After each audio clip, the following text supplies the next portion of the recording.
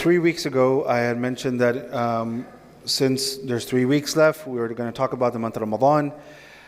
The very first week, we talked about what is the objective of the month of Ramadan. Last week, we talked about the spiritual aspect of Ramadan, Imam Ghazali rahmatullahi alayhi, and how he explains that there are 3 different categories of people when it comes to Ramadan. Today, inshallah, we're talking about some of the fiqh aspects of the month of Ramadan. Now, I'm not going to be discussing zakat at all. So this is just regarding the fiqh of Ramadan, and there are usually many questions that people ask related to the subject of Ramadan, and I want to answer some of those key questions. First of all, when it comes to suhoor, one of the questions that many people they ask is that why is there a discrepancy between the calendars in the area? They go to one masjid, there's one calendar that says that imsak time is a certain particular time, and then they look at another calendar and they ask that the time on that calendar, the other calendar, is almost, there's like a 15 to 20 minute of a gap. So which one is correct? Is it this one or that one? And this really boils down to the well-known difference of opinion, which is the 18-degree methodology versus the 15-degree methodology. And though both of these opinions are very valid, there are many scholars who have their own opinions about this particular matter. But the reality is, and if you have never understood what does 15 degrees and 18 degrees mean. So the ikhtilaf has always been that imagine this is the horizon. This is the horizon. This is the east, this is the west. If the sun rises from here and sets over here. So the question is, when the sun is 18 degrees below the horizon, is that when Fajr starts? Or when the sun comes a little more ahead and is 15 degrees below the horizon, is that when Fajr time begins? And that is why the ikhtilaf has always been there, that what is this? So that is why, if you think about it, if you follow the 18-degree methodology, that means that Fajr time comes in earlier. Okay, it comes in earlier. And if you follow the 15-degree methodology, then Fajr time comes in a little later. You understand? 15 degrees is usually the latest that you will find on all the Islamic calendars, especially in America and Texas. So here at Epic, we follow the 15-degree methodology. Now, having said that, if you have to decide amongst your family members that which one you want to follow, if you want to follow the Epic calendar, you can follow that. But if you choose to say that, you know what, though I go to Epic, but I want to follow the 18-degree methodology, then that's absolutely fine also. I don't think that it should become a major point of contention in the families. Now, if you talk to many of the ulama, they would tell you, and there is no doubt in this, the 18-degree is a more safer option. There's no question about that. The 18-degree is more safer. And the 15 degrees, if a person says, let's just say, I think on the very first day, fasting will begin approximately at,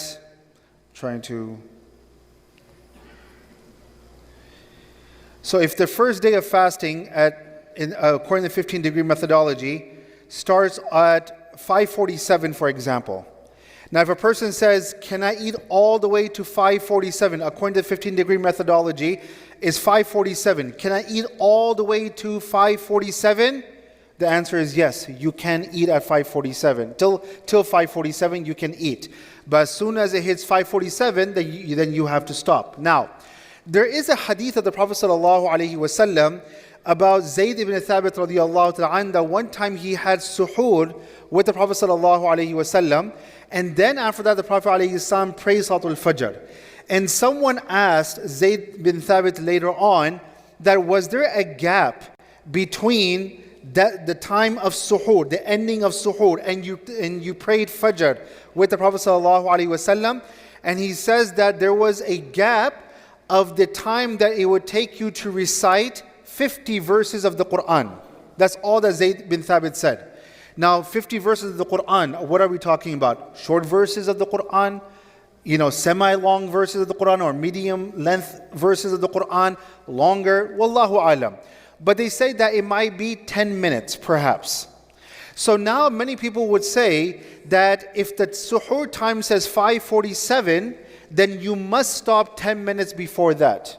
And this is something that was, it's quite mainstream, that this idea that if whatever time says on your calendar, you must stop 5 to 10 minutes before that. There's no place in our deen that says you must do that. That is if you want to be on the more safer side. If you say that it says 5:47 and I'm going to start fasting, I'm going to do complete imsak at 5:42, then you do that. And that is the more safer option. There's nothing wrong with that. But if you want to take it all the way to 5:47, that's absolutely perfectly fine too. So that is the very first question that many people have asked. And the next question that many people ask is that what if I wake up at the time of suhoor and there's not enough time to eat, and I find myself in the state of junub? I require a ghusl. They require a ghusl to become clean and to become pure and tahir. Then what should I do? So in that particular situation, you take your suhoor quickly because you need your suhoor and the nourishment, but at the same time, you can start your fast in the state of junub, but you cannot pray salat until you don't take a shower. So yes, it is allowed to start your fasting in that way. And if later on you take a ghusl and then you will pray your salat. What if you are sleeping in the state of fasting and then, for example, a person experiences a wet dream, for example? Then in that case, your fasting is not nullified. You simply will take a ghusl and you'll pray your salat whenever the next salat comes in. Now, during the fasting in itself, there are many questions that I'm going to quickly go through, and I'm not going to go through all the dala'il, all the proofs. So I'm just going to quickly go through questions and answers, inshallah. If someone eats or drinks something forgetfully while they're fasting, of course their fasting does not break. What happens if a person vomits during fasting? If that vomit is induced, if that vomit is induced, meaning that you are forcing that vomit, then that will break your fast. If you are not inducing that vomit, then it will not break your fast. Let's just say you find yourself in a situation that you had, mashallah, an all-star suhoor, an all-star suhoor, and a buffet and so forth, and now you're experiencing indigestion and so forth, and you just feel like you have to get something out because you cannot just maintain that fast, then if you need to vomit, you vomit. According to many ulama, that's not considered as self-inducing. You understand? But yes, you don't want to put yourself in a situation where you're going and you are overloading in the time of suhoor. The next thing is that can you apply eye drops, ear drops, and nasal drops in the state of fasting? The answer is eye drops, absolutely yes. Ear drops, there should not be a problem. Although the canal, that's why, when you talk about doctors, they're called ENTs. Ears, nose, and throat. They're all connected. The passages are connected. So ears, still, even though the passage is connected, it should not be a problem. But as far as the nasal is concerned, try to stay away from that as much as you can in the state of fasting. Does smoking break the fast? If a person has a habit of smoking, does smoking break the fast? Absolutely, it does break the fast. Can a person take an injection during fasting as long as it is considered as non-nutritionist? If it is providing to you, if it's providing nutrition to you, then that will break the fast. And if it does not provide any kind of nutrition to you, then it is no problem. A lot of times people are taking different injections. There's absolutely nothing wrong with that. So just want to make that clear. Can a person use toothpaste and mouthwash in the state of fasting? The answer is, now in this there are going to be some different opinions.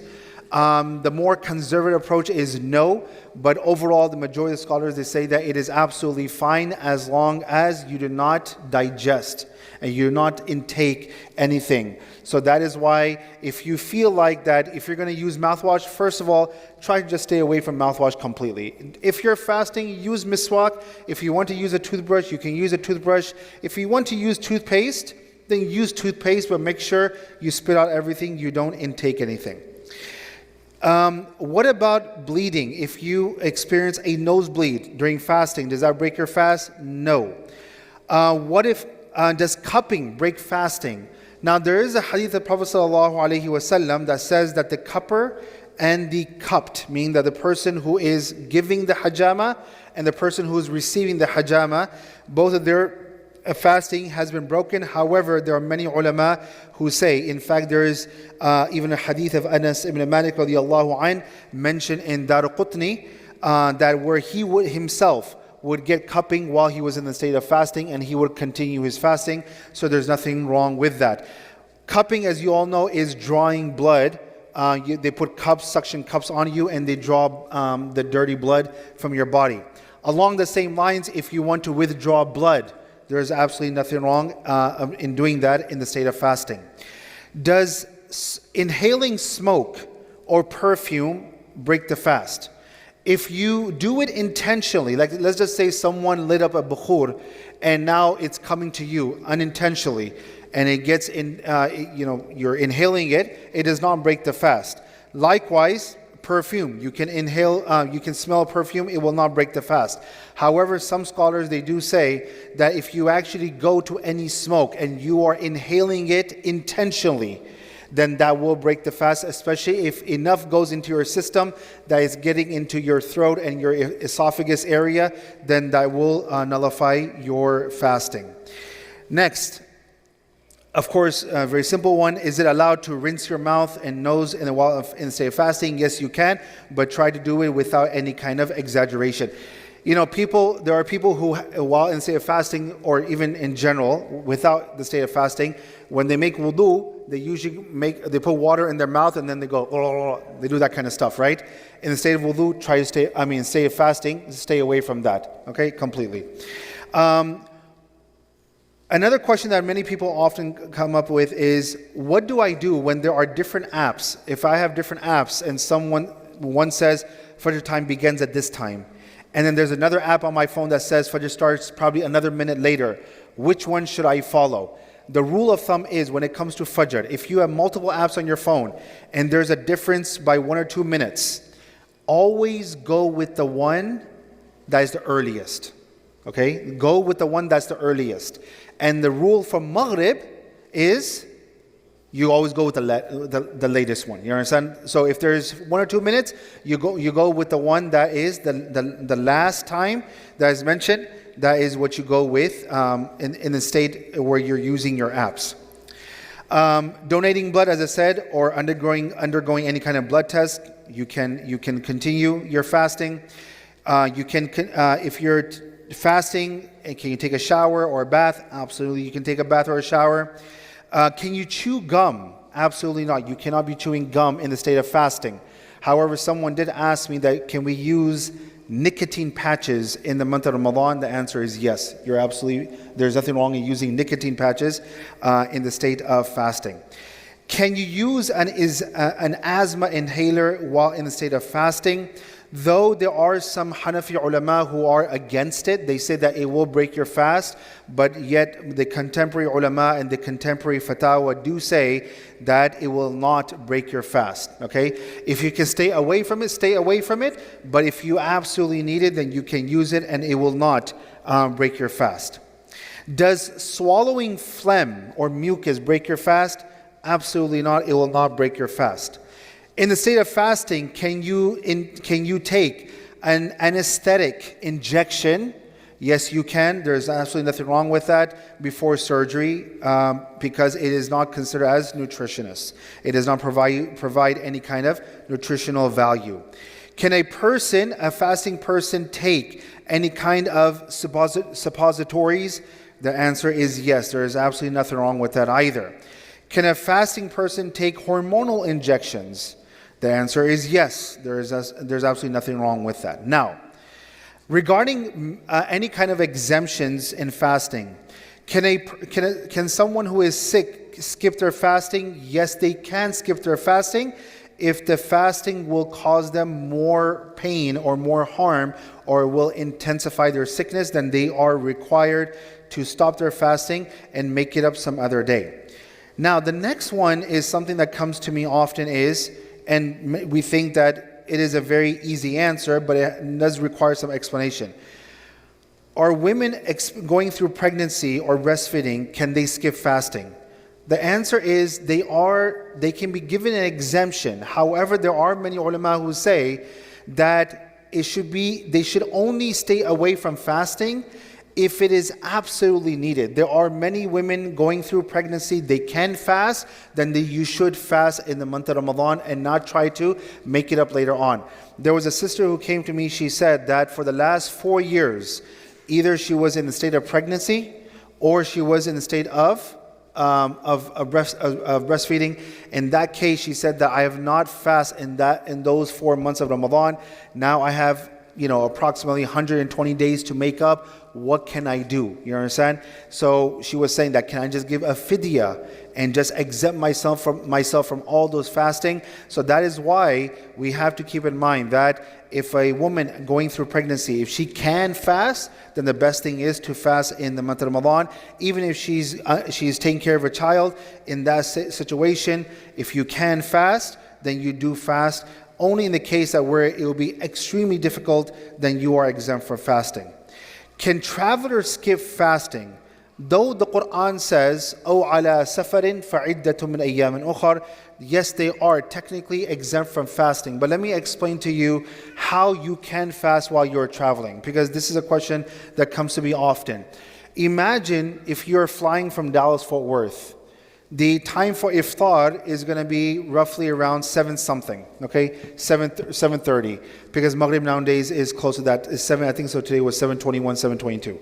So if this is the time, let's just say you're leaving from Dallas-Fort Worth, you're traveling overseas.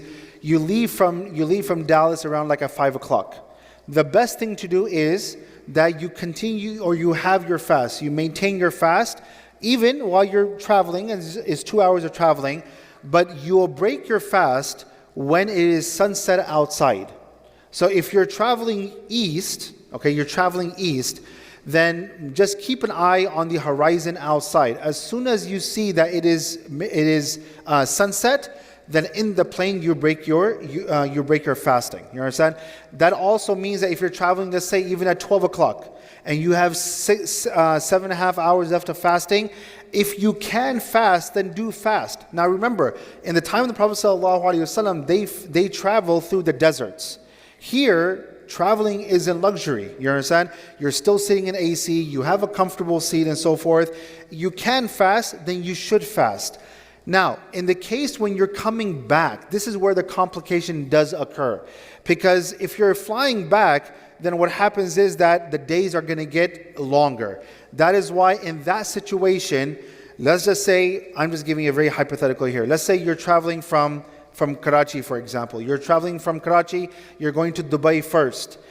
Usually there's not a big gap over there. So if you need to, you'll start your fasting and you'll come all the way to Dubai. And then in Dubai, you will break your fast. Now, will you start a new fast? No, that is where you will use the concession. You will use the concession given by Sharia. You can skip your fasting if you want, and then later on when you come back to America, you can then make it up. You can make up that fast. Some people have also asked me that what if we start Ramadan here? What if we start Ramadan here and we travel overseas? And let's just say we went to India, Pakistan, or Bangladesh, or some other country, and they started 1 day later than us. And by the time I'm fasting, I have fasted. Do I do my Eid according to America, or do I do my Eid according to where I am? You will do your Eid, or you will stop fasting based on where you are going. You understand? So keep that in mind. Now, as far as qada in kafara, there's an ikhtilaf on this matter. So first of all is that if a person breaks their fast for a good reason, a valid reason, the only thing they are required to do is qada, which is later on making up a day. However, if they break their fast, and this is where the ikhtilaf comes, all the ulama, they say, without any doubt, this is a consensus, that if a person engages in intimacy with their spouse, then they have to provide a kafara. Okay, there's no question about that. The kafara is either you are freeing slaves, which is not the case nowadays. The next one is you have to fast for 60 days consecutively. Now, the ikhtilaf comes in that if a person eats or drinks something intentionally in the month of Ramadan, or they broke their fast intentionally in the month of Ramadan, or they decide that they don't want to fast at all in the month of Ramadan, in this case, Imam Malik and Imam Abu Hanifa rahmatullahi alayhi, they say, in that case, because it is the month of Ramadan, in this case they will also have to give a kafara. The other two ulama, Imam Ahmad ibn Hanbal and Imam Shafi rahmatullahi alayhi, they say that this person is not required to give a kafara. The kafara only applies when a person is intimate with their spouse. Why? Because of the hadith of Prophet ﷺ about the man who was intimate with his wife. He came to the Prophet ﷺ. He said, what is the kafara? The Prophet said, free the slaves. He says, I don't have that. He says, fast for 60 days. He says, I don't have the capacity to do that. He says, then to feed a certain amount of people. He says, I don't even have that. And then he says that there's a long story, but the point is that in that hadith there is no mention of a person just eating and drinking, and because there's no other story about a person deliberately breaking their fast by eating and drinking, that is why he has to do only a qada. Imam Abu Hanifa and Imam Malik rahmatullahi alayhi, they say that this hadith should be sufficient, that any person who breaks their fast intentionally, then the kafara will be applied to them. Now, what happens? This is another question that's a very important question, which applies to many people. What if I have missed some fasting from last year Ramadan, and now the next Ramadan rolls around and I have not made up those fasts? What happens to those fasts? And once again, going back to that question earlier, I said about that sister who went through 4 months. She did not fast for four Ramadans. Now she has to fast for 120 days. So the ulama, they say, and there are some ulama who say that yes, you will have to make up those fasts. Even if the next Ramadan rolls around, you have not made up those fasts, no problem. After the following year, you want to take 2 years, 5 years, 10 years, you still have to make up those months, those days of Ramadan. You cannot give fidya and exempt yourself from all those fasting. You understand? You cannot give fidya and exempt yourself from all those fasting or pay for all those fasting. You will still have to fast those days of Ramadan. There are some ulama such as Imam Ahmad and Imam Shafi'i who say that in addition, because if the next year Ramadan rolls around and they have not made up their fast, as a penalty, they will have to make up those fasts. But in addition to that, they will have to give a fidya for every single day they have not fasted. This is a penalty for delaying that fast. Imam Abu Hanifa says there is no fidya that you have to give. You'll just make up the fast later on whenever you get a chance. Now, fidya, this is something also important. Who has to give fidya? The only person who gives fidya is not a sick person. It is not a person who is, for example, if a woman is going through pregnancy in this month of Ramadan, she can give fidya and exempt herself? No. She will have to make up these days later on. Okay? She will have to make up these days later on. The only people who are exempt from fasting and they'll give a fidya is someone, for example, a senior who does not possess the capacity to fast, whether it is Ramadan or beyond Ramadan, they cannot fast at all. In that case, they will be exempt from fasting. If there's a person who goes through dialysis constantly, in that case, then they could also be exempt from fasting. They can give a fidya. There are people who are diabetic. Now, of course, there are different levels of diabetes, or people who are diabetic, but there are some kind of people that they cannot get through an entire day of Ramadan without taking insulins. In that case, they will give a fidya and they will exempt themselves from fasting in the month of Ramadan. But besides that, the only people who are exempt from fasting are those who cannot fast in Ramadan and beyond Ramadan. You understand? And for those people, you will give, this year, the rule is you give $15 per day. Okay? So it comes out to be, what's the math? $450, right? So it comes out to be $450. Now, that $450 is not just a sadaqah. If you want to give that $450 to someone, you have to give that money to someone who is eligible to receive zakat. You understand? This is important. You give it to someone who is eligible to receive zakat. Now, someone asked me the other day too, if I cannot fast, they have a legitimate reason, I cannot fast, do I give money according to here? Or if I want to send my money overseas, let's say to India, do I give rupees over there in order to give the fidya? The answer is, where you are as a person, you'll give the fidya according to their calculation. So you'll give that $450. You want to send it overseas? You will send overseas $450. You understand? So that is the rule when it comes to the fidya. So these are the questions that I was able to recollect and just remember from all the questions that are coming. If there's anyone who has questions regarding zakat, you can ask me later on. But any other questions regarding fasting, anyone has? Yes. Once again, if it's insulin, like if it is providing nutrition, then it will break your fast. Otherwise, it will not. Any other question? Yes. 14 hours flight, and you are definitely you have to come across with a new thing. If 14 hours flight, you would go from Dallas to. So even in that situation, if you start your fasting here in Dallas, as soon as you get into the plane, Start over here, then next day, because down the road you're gonna have a short flight. okay, so if you break your fast like in the plane, right? That's what you're saying. Then after that, you don't worry about your fasting until you get to your next destination. Because when you break your fast in the plane, then it's hard for you to know when does the next day start. So then if you want to apply the concession, then you apply the concession and don't fast. You understand?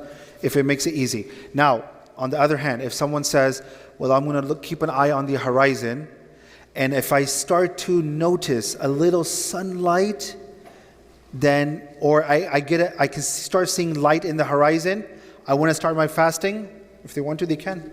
You understand? But once again, if you want to use a concession, then you can. Yes.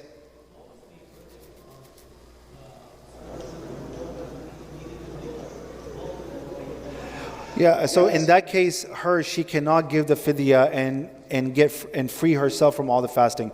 She will have to make up those 120 days. This is according to all the four schools of thought. There is no ikhtilaf on this matter. That they all, because the other, they say she will have to make up those days and give fidya. That's what they, do you have to give the fidya or not? But there's not a single school of thought that says that you can exempt yourself. Now, I will say this. There is a shadh opinion. But it's a very rare opinion.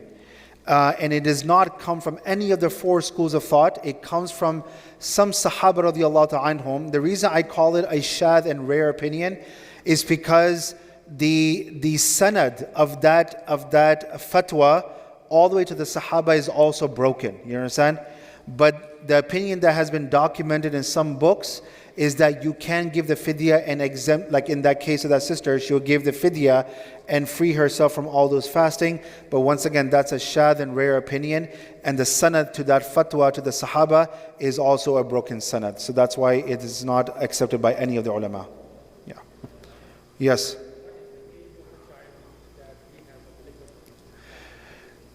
So I would say that for a child, what is the obligatory age? I would say that when the time comes that when they can start they can start absorbing the or endure the challenge of fasting. So I would say that when it comes to children, you try to have them fast for like perhaps a day or on the weekend. Make them go through the training and train them. And then once you know that they are trained, then start them. I'll be honest, with my daughter, I got her started going. I think she fasted the entire month of Ramadan when she was probably when she was in second grade. She fasted the entire month of Ramadan. She did it. So, I mean, she was like, give her some incentives also, If you want to give an iPhone, that's your choice, But you have to give some incentive, but she fasted. Me and my wife, we gave her the encouragement and she fasted, mashallah, Yeah. Yes. Why are nicotine habits My question to you is that why would it not be allowed? What's wrong with it? Stimulants will not break the fast in that sense. So because it's something that's sitting on the outside, it's not providing any kind of nutrition value. It can help you stay away from it. It does not break it. Yeah. You're not injecting it. You're not. It's sitting on you, okay, but it's not doing anything else. Huh? Absorbing what?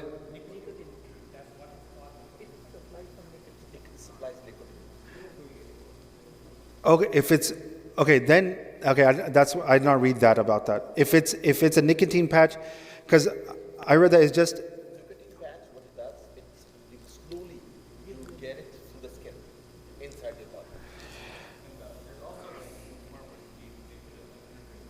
No, that will break your fast. That will break your fast. Yeah, that you put it inside, that will break your fast. I mean, once again, about the nicotine patches, I read it. I was doing some research about this. According to majority of the ulama, it would not break the fast. But once again, there are some ulama who say that it will break the fast. So stay away from it is better. Yeah. Any other questions?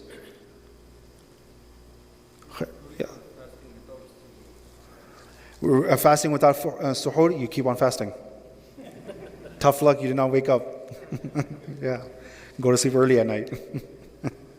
Okay, other questions? Okay, khair inshallah. جزاكم الله خير. سبحانك اللهم وبحمدك نشهد أن لا إله إلا أنت نستغفرك ونتوب إليك. إن الله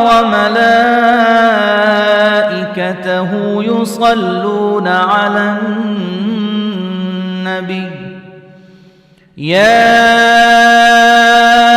أيها الذين آمنوا صلوا عليه وسلموا تسليما إن الذين يؤذون الله ورسوله لعنهم الله في الدنيا والآخرة وأعد لهم عذابا مهينا والذين يؤذون المؤمنين والمؤمنات بغير ما اكتسبوا فقد احتملوا بهتانا وإثما مبينا